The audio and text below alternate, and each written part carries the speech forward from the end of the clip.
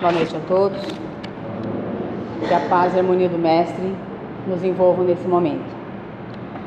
O nosso tema de hoje é o capítulo 15 do Evangelho segundo o Espiritismo. Fora da caridade não há salvação.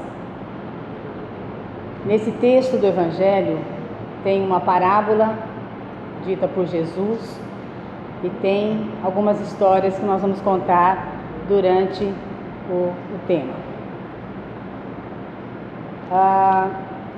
Naquela época em que Jesus esteve encarnado entre nós, porque ele continua encarnado, ele continua conosco, mesmo desencarnado, mas naquela época, os fariseus, os saduceus e os doutores da lei, eles, para tentar Jesus, eles faziam algumas perguntas para tentar Jesus, para ver se Jesus caía em contradição em alguma coisa do que ele estava falando da lei de Deus.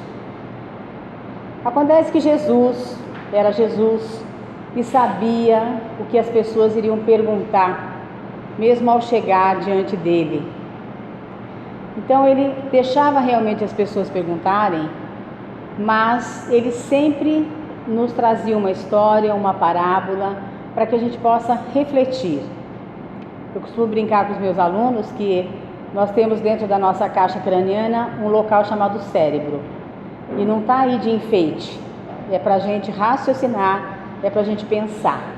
Então, as palavras de Jesus são para que nós possamos refletir e pensar na nossa mudança que nós temos que fazer, que é a nossa transformação moral.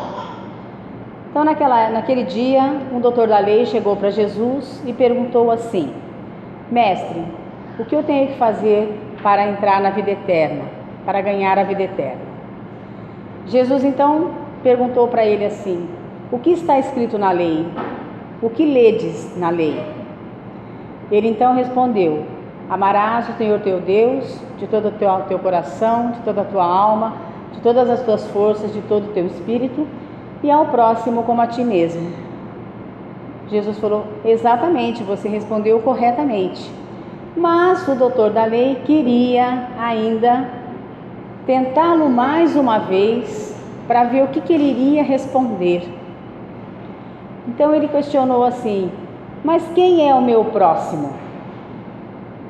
Então Jesus contou a parábola do bom samaritano. Um homem descia de Jerusalém a Jericó e foi atacado por ladrões que o machucaram, deixaram ele todo machucado, sem as suas vestes, sem o seu dinheiro, praticamente semi-morto na estrada. Passava por ali um sacerdote, olhou e seguiu viagem. Vinha vindo atrás do sacerdote um levita, que era da tribo de Levi do Velho Testamento. O levita era considerado um ajudante do sacerdote. Também olhou e seguiu viagem. Mas vinha vindo no caminho um samaritano. E aqui, antes de nós continuarmos a parábola, nós vamos abrir um parênteses para contar uma outra história com relação à questão dos samaritanos com os judeus. Os samaritanos e os judeus não se davam bem por questões políticas, por questões territoriais, coisas que não acontecem hoje. Nós estamos com a Rússia e com a Ucrânia aí exatamente do mesmo jeito. Entra ano, sai ano, a gente encarna, desencarna, a gente volta do mesmo jeito. Então, naquela época, eles tinham esses problemas territoriais, esses problemas religiosos, políticos. Então, o judeu jamais poderia conversar com o samaritano e vice-versa. Mas, naquela época, Jesus também sabia de toda essa passagem. E quando ele foi a Samaria, que ele tinha um serviço a fazer em Samaria e ele sabia disso. Só para nós entendermos o porquê o samaritano socorreu o rapaz na estrada. Nós já vamos chegar lá. Quando Jesus entrou na Samaria, pediu para que seus apóstolos fossem comprar comida, porque ele ia ao poço de Jacó, não para beber a água, mas ele tinha uma missão a fazer ali. porque ali estava uma mulher samaritana que foi buscar água para beber. E quando ele chegou e ela estava lá, ele disse assim: por favor, me dá água para eu beber. E ela disse: eu não posso dar água para um judeu, porque eles estavam em briga, em guerras. Mas ela não sabia que era Jesus que estava ali. Ela viu pelos traços, sabia que era um judeu. E ela disse que não podia fazer isso. E ele então disse: mas eu vou te dar a água da vida, que mata a sua sede, que é a água do conhecimento, que é o conhecimento que nós temos. E ele também estava lá por um outro motivo. A mulher de Samaria estava, naquela época do Cristo, no terceiro ou no quarto relacionamento. E naquela época, uma mulher estar no terceiro ou no quarto relacionamento era terrível para a mulher. Inclusive, as mulheres naquela época dependiam totalmente dos homens, principalmente financeiramente. E esse marido atual dela nunca colocou para cima, nunca deu uma autoestima para ela. Então ela se submetia a fazer o que ela fazia porque ela precisava disso. E Jesus queria ensinar a este marido o contrário, de dar um valor pela mulher que ele tinha. E ele então pediu para que ela fosse ao povoado, dizendo que Jesus estava ali e que Jesus queria falar com as pessoas que estavam ali. E ela foi. Quando o seu marido viu ela falando com as pessoas acreditando nela, ele começou a dar um outro valor para a mulher. Foi aí que começou a se acertar, vamos dizer assim, os samaritanos com os judeus. Hoje a situação é diferente. Hoje, se uma mulher estiver no terceiro, quarto, quinto, sexto relacionamento, tudo bem, nós não podemos criticar, julgar, nada disso. Mas naquela época era muito complicado. E os samaritanos tinham uma regra, uma lei básica deles: ajude o seu próximo, seja ele quem for, independente de quem seja, você tem que ajudar essa pessoa. Voltando na parábola aqui, o samaritano passou por ali, se condoeu, se colocou no lugar daquele homem e começou ali mesmo a tratá-lo das suas feridas, colocando no seu animal, e foi a uma hospedaria, onde ele iria passar essa noite, depois ele tinha que seguir viagem. Durante a noite ele cuidou deste homem. No dia seguinte ele pediu ao dono da hospedaria para continuar cuidando dele, que quando ele voltasse, ele pagaria o restante para o dono da hospedaria. Quando Jesus terminou de contar essa parábola ao doutor da lei, Jesus perguntou: qual desses três é aquele que foi o mais próximo do homem que estava caído na estrada? E o doutor da lei respondeu: aquele que usou de misericórdia para com ele. Aí Jesus diz: então vai e faz o mesmo. Ou seja, vai e faça a caridade, independente de quem seja. Esse trecho está em Lucas, no capítulo 10, no versículo de 25 a 37. Muito bem, meus amigos, meus irmãos. Toda a moral de Jesus está baseada na caridade e na humildade. Jesus foi considerado o rei dos judeus. Ele poderia muito bem ter nascido num palácio, com toda a pompa e circunstância, como a gente fala, mas ele nasceu aonde? Numa manjedoura, num estábulo, num local simples, para mostrar a humildade que nós temos que ter. Então, toda a moral de Jesus está baseada em caridade e humildade. Fazer o bem sem ostentação. Nós não precisamos, como nós costumamos brincar, se nós vamos doar uma cesta básica, não precisa colocar na primeira página do jornal, nem na rede social. Hoje tem rede social, né? Naquela época tinha jornal. Nem na rede social. Vai lá e doa a cesta básica. Não precisa de fui eu que doei. Não. Deus já está vendo e é o suficiente para nós que Ele veja. Não há necessidade.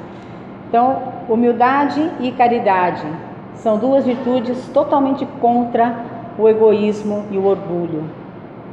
E nós ainda somos muito orgulhosos. Nós somos muito egoístas ainda.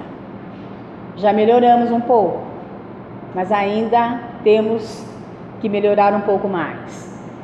E fazer o bem sem ostentação.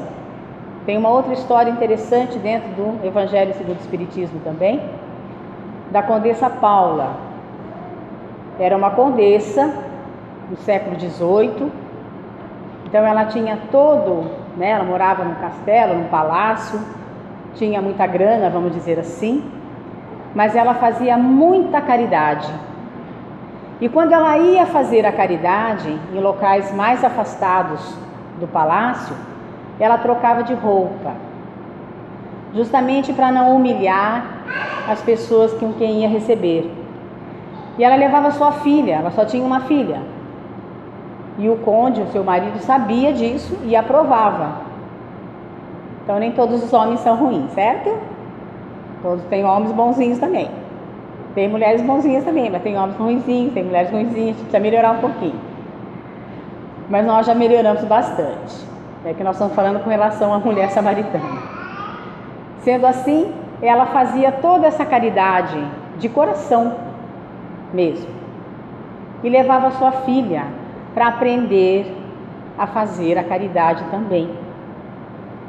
Quando a Condessa Paula desencarna, a continuação da história dela está no livro Céu e Inferno, na segunda parte do livro, que só tem mensagens de desencarnados. Pessoas que estão já num lugar mais feliz, pessoas ainda que têm algumas coisas a melhorar, tem mensagens de suicidas, de homicidas, enfim, vários tipos de mensagem. Quando ela acorda do lado de lá, ela diz que ela não merecia estar onde ela estava, porque ela era uma condessa, ela sabia que ela era uma condessa. E o seu mentor diz, não, mas você está no lugar certo. Ela estava num mundo mais feliz. Por quê? Porque toda a caridade que ela tinha feito pesou a seu favor, mesmo ela sendo uma condessa. Então, fazer o bem sem ostentação, procurar não criticar, não julgar. E aqui nós podemos trazer para o nosso momento atual sobre os nossos irmãos lá de Petrópolis.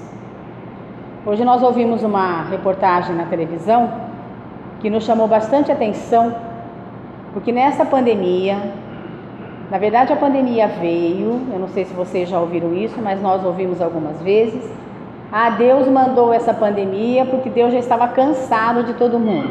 Mentira. Mentira. Deus não vai se cansar da gente nunca. Nós é que às vezes distanciamos dele. Tá? A pandemia veio para que a gente pudesse começar a melhorar os nossos atos, atitudes, palavras e ajuda ao próximo. E mesmo que essa essa mudança tenha sido pequena, tem aquele ditado que diz que um pouco para Deus é muito. Se nós temos condição de dar um passo, ótimo, demos um passo. Se a gente conseguir dar 2, melhor. Tem aqueles que não vão conseguir dar nenhum passo ainda, mas não vão deixar de ser esquecidos por Deus. Então, o que me chamou a atenção, que nos está chamando a atenção nessa questão da pandemia, foram várias ONGs que surgiram para ajudar o mais necessitado. Quando nós estávamos realmente em casa, que não podíamos sair de casa, eu costumo brincar que eu tinha que sair, porque eu moro sozinha, eu tinha que sair de outro jeito. Mas era terrível andar na rua, não ter ninguém. Mas eu precisava ir no médico, no dentista, tinha que ser eu, alguém não ia poder ir por mim. Mas quando a gente notou a mudança da pandemia, foi assim, as pessoas começaram a ajudar as pessoas. Quem mora em prédio, por exemplo, quem ia no supermercado avisava, eu estou no supermercado, alguém quer alguma coisa? Quer dizer, mesmo aquele que nunca tinha feito nada, começou a fazer alguma coisa, já é um primeiro passo. E essa moça nos chamou a atenção hoje pelo seguinte: o repórter perguntou por que ela estava fazendo umas quentinhas, que era o que ela conseguia fazer naquele momento, né? Como eu vinha comentando com a Márcia agora no carro, não adianta, até a Márcia mesmo comentou, não adianta a gente dar geladeira, fogão para quem não tem casa. Fica difícil, né? Não adianta colocar o fogão e a geladeira na rua, não vai resolver o problema. Então agora é a comida mesmo, até a pessoa conseguir a casa novamente, aí sim. Então ela disse que ela estava fazendo quentinhas para o pessoal que estava trabalhando, para os bombeiros, médicos, enfermeiros, o pessoal que estava lá, para os voluntários, porque a casa dela era a única na rua que tinha luz. E a casa dela foi a única que não foi afetada. Por que será, não? Com certeza ela tinha que ajudar as pessoas que estavam ali. E ela disse que faz pouco tempo que ela está em Petrópolis. Então ela deve ter mudado há pouco tempo para lá, aconteceu isso. Aí está a caridade. Ela disse que é o que ela podia fazer naquele momento. Comida, para que as pessoas que estivessem lá trabalhando, tentando socorrer, né, achando os parentes, alguma coisa tal, tivessem força para continuar trabalhando, porque se a gente não comer, fica difícil. Né? Se a gente fica um dia sem comer, a gente até aguenta, no segundo a gente já está, né, trançando as pernas, assim, já não está conseguindo raciocinar direito. Então aí está a caridade. Fora da caridade não há salvação. E quando o doutor da lei diz, né, que nós temos que amar a Deus sobre todas as coisas e ao próximo como a nós mesmos, aí a gente nos questiona assim, qual é o nosso próximo mais próximo? É um familiar nosso, com certeza. Às vezes aquele familiar que nos traz assim um pouquinho de problema, né, que deixa a gente preocupado, mas é uma pessoa da nossa família que nós escolhemos para ficar juntos. Eu costumo brincar que a minha família, a grande maioria já está todo do lado de lá. Então esses não me dão problema. Agora os que estão aqui me dão problema. Aí nós precisamos começar a trabalhar a nossa caridade para com esses que nos dão problema. Agora eu já estou começando a tirar de letra, mas no começo foi difícil. Então quando a gente tem uma pessoa que realmente, ou a gente não se dá muito bem, pode ser no trabalho, na família, na rua, na sociedade, né? Alguma coisa nós temos que acertar com essa pessoa. Então vamos procurar acertar da melhor maneira possível, né? Para na próxima a gente já vir com um passinho a mais e essa pessoa também com um passinho a mais. Então quando Jesus falou pro doutor da lei, vai e faz isso, ou seja, realmente faça o que o samaritano fez. E aqui não desprezando nem o sacerdote, nem o levita. Nós não podemos criticar a atitude deles, mas fazer o que o samaritano fez. E quando nós, às vezes, ouvimos falar assim de algumas religiões, co-irmãs nossas, que nós também temos que respeitar, que Jesus nasceu para nos salvar, ou ele morreu para nos salvar. Só um minutinho.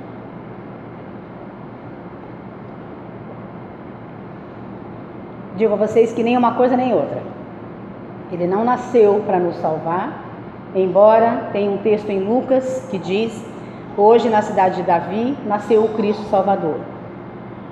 E as nossas religiões co-irmãs, Cristo morreu para nos salvar.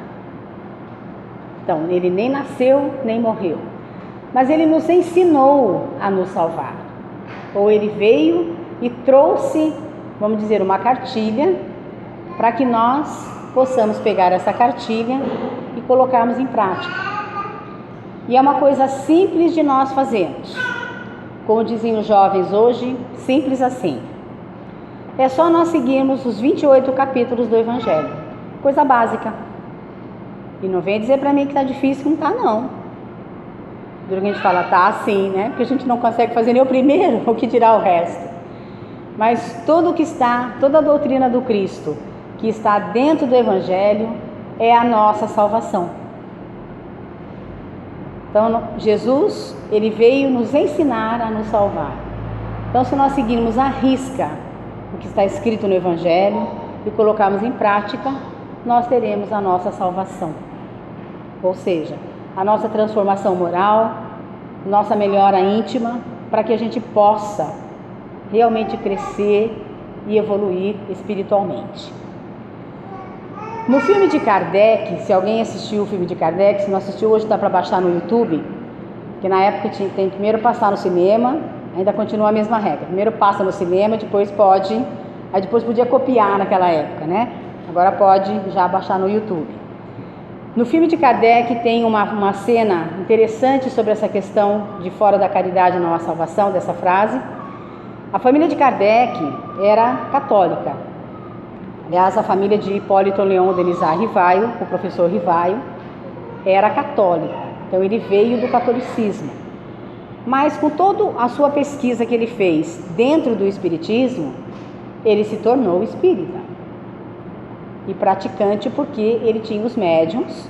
E olha que naquela época, meus amigos, ele mandava carta, porque não tinha rede social, se tivesse seria mais rápido, né? Ele mandava carta para vários locais na Europa, na América, aí vinha a resposta. Então ele perguntou lá, que é Deus? Primeira pergunta do Livro dos Espíritos.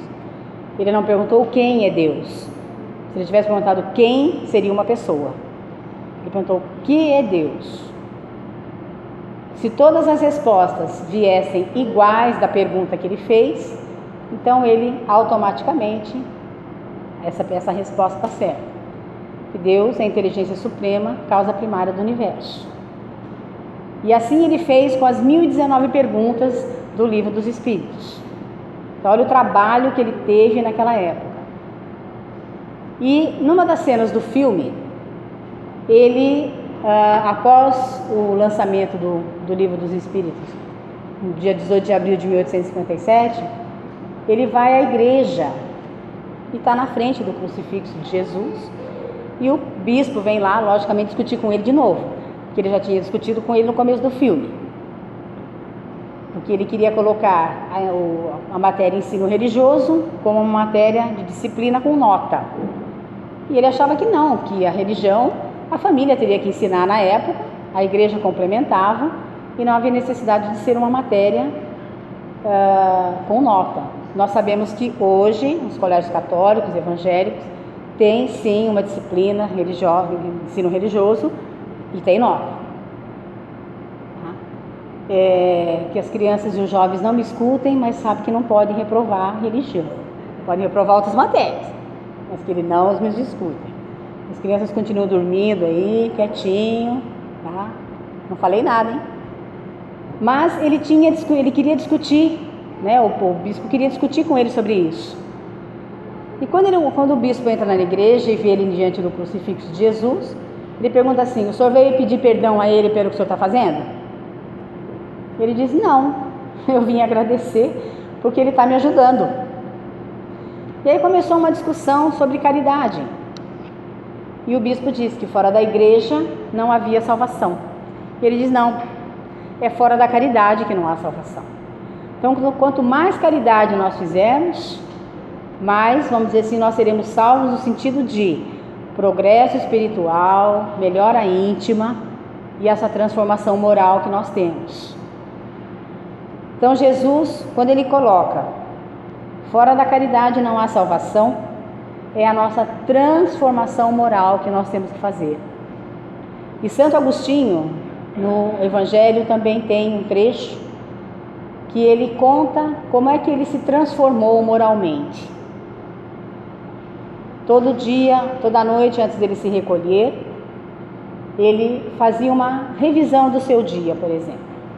O que ele tinha feito de bom, o que ele tinha feito de errado, se ele podia ter ajudado alguém e não ajudou, se ele ajudou, se alguém tinha alguma coisa contra ele, se ele tinha alguma coisa contra alguém. E assim ele foi se conhecendo, que é a famosa frase de Sócrates que diz, conhece-te a ti mesmo. Quanto mais nós nos conhecemos da maneira como nós somos, mais nós nos transformamos moralmente. Então, fora da caridade não há salvação, é a nossa transformação moral. E nós temos no texto também a caridade necessária segundo São Paulo, que diz assim, que ainda que eu falasse todas as línguas dos homens e dos anjos, e que eu tivesse o dom da profecia, e que eu conseguisse desvendar todos os mistérios, que eu entendesse de toda a ciência do mundo, mas se eu não tivesse caridade, eu nada seria. Então a caridade, ela é benfazeja, a caridade, ela é humilde, ela não é prepotente. Pelo contrário, a caridade, quando nós fazemos alguma coisa em favor de alguém, o primeiro beneficiado somos nós. E aquela sensação gostosa de ter feito o bem para alguém, e às vezes é uma palavra de conforto, de carinho, de atenção, às vezes uma orientação na rua, alguém está na rua, onde é que fica a rua tal? Ah, a rua tal fica ali, ele pronto. Já fez uma boa ação, vamos dizer assim. Então, às vezes é uma caridade, é coisa simples. E olha que nós estamos vendo nessas tragédias todas aí, não só Petrópolis, mas todas as cidades, Minas, né, que também foi bastante afetado, todos os lugares no mundo, houve aquela nevasca lá nos Estados Unidos, né? Quer dizer, isso não é castigo de Deus. Isso são provas mesmo que nós temos que passar para que a gente possa ajudar essas pessoas, expiações que nós estamos tendo que passar, porque nós estamos num mundo de transição aí, entre planeta de expiação e provas para o mundo de regeneração, e nós costumamos brincar, eu tenho uma prima que ela diz que na próxima encarnação ela não quer reencarnar mais na Terra. E eu falei para ela que eu, se fosse ela, gostaria de reencarnar na Terra, porque esse parquinho vai ficar bom para brincar. Ah, vai. Esse parquinho chamado Terra vai ficar bom para brincar. Então vamos procurar fazer com que, a minha mãe sempre falava, né, se a gente tiver a oportunidade de reencarnar na Terra, que ótimo, porque a Terra vai estar transformada. E para nós encerrarmos, nós vamos contar uma história, também tem no YouTube, é só observar lá. É o quarto rei mago. Há uma história sem fazer parte da revelação, mas que nos ensina o que Deus quer de nós. Houve um quarto rei mago que também resolveu seguir a estrela de Belém. E ele começou então a sua caminhada, e ele tinha para entregar para o menino Jesus um baú de pérolas preciosas. E ele começou a sua caminhada, e logo que ele começou a sua caminhada, ele encontrou alguém no meio do caminho que precisava da sua ajuda. Ele então parou, ajudou essa pessoa, deixou uma pérola com essa pessoa e continuou a sua caminhada, seguindo a estrela de Belém. E ele estava pensando assim: eu estou me atrasando para ir visitar o menino. Mas toda vez que ele começava o seu caminhar, aparecia alguém no caminho que ele tinha que ajudar. E assim ele foi ajudando as pessoas e deixando uma pérola com cada pessoa que ele tinha ajudado. Até que um dia ele chegou em Belém, mas os magos já não estavam mais lá, o menino também não estava mais lá, a estrela já tinha desaparecido, e ele soube que o menino tinha ido para o Egito com seus pais, porque o rei Herodes queria matá-lo. Ele então continuou a sua caminhada procurando esse menino, e diz que ele andou por mais de 30 anos procurando essa criança. Até que um belo dia ele chegou em Jerusalém, onde a multidão estava enfurecida, pedindo a morte de um homem pobre e bom.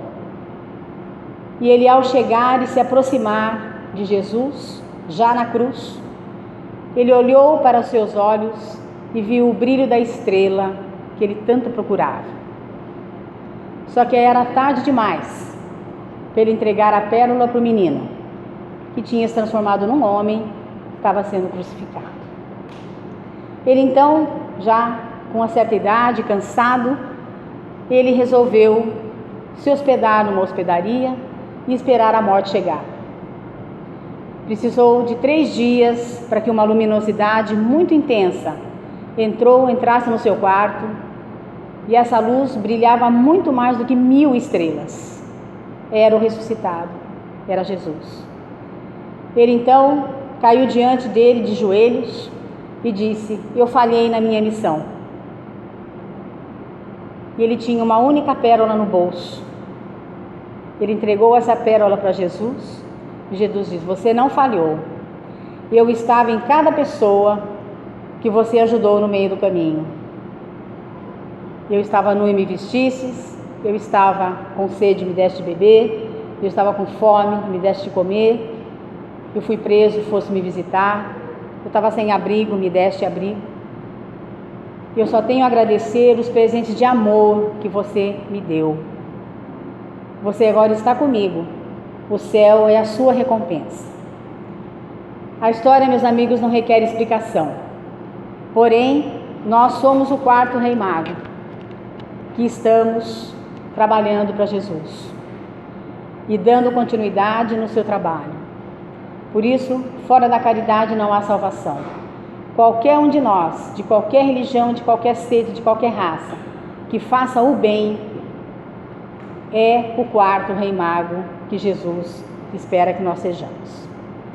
Eu agradeço a Deus por essa oportunidade, a casa pelo convite, vocês, a Jesus, nosso Mestre maior, que nós possamos continuar o nosso trabalho firmes e fortes. Eu gostaria de deixar aqui um beijo no coração de cada um de vocês, com muita paz, com muita harmonia, e que a gente possa ser realmente esse 4º Rei Mago. Obrigada. Muito obrigada. Continue aí, que nós vamos agora fazer o passe coletivo, tá?